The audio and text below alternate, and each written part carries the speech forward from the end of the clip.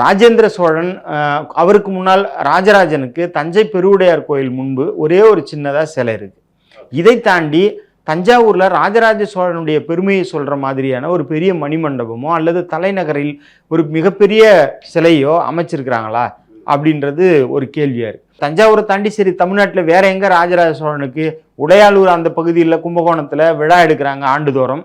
அங்கே எல்லா சாதிகளும் போய் ராஜராஜ சோழன் எங்களுடைய சாதி தான் அப்படின்னு சுவரொட்டி ஒட்டி கொண்டாடுறாங்க போகிறாங்க. ஆனால் அதுதான் அவருடைய நினைவிடமா அப்படின்றதையாவது அரசு உறுதி செய்யணும். அந்த இடத்துலயாவது அவருக்கு ஒரு மணிமண்டபம். இவங்கள அந்த யூடியூபர்ஸ்லாம் போய் வீடியோ எடுத்து போடுறது மூலமாக தான் பல பேருக்கு அதுவும் தெரிய வருது. அதுவும் நீங்கள் சொன்ன மாதிரி அது ராஜராஜனுடைய சமாதி தானா நினைவிடம் தானான்றதும் கூட உறுதிப்படுத்தாமையே வச்சிருக்கிற மாதிரி ஒரு சூழல் இருக்கு. ஆனால் வரலாற்றில் ராஜராஜனை தவிர்த்து இந்த தமிழ் நிலத்தில் யாருடைய வரலாறையும் பேசவே முடியாது. அப்படிப்பட்ட ஒரு மாபெரும் பேரரசன் ராஜராஜன்.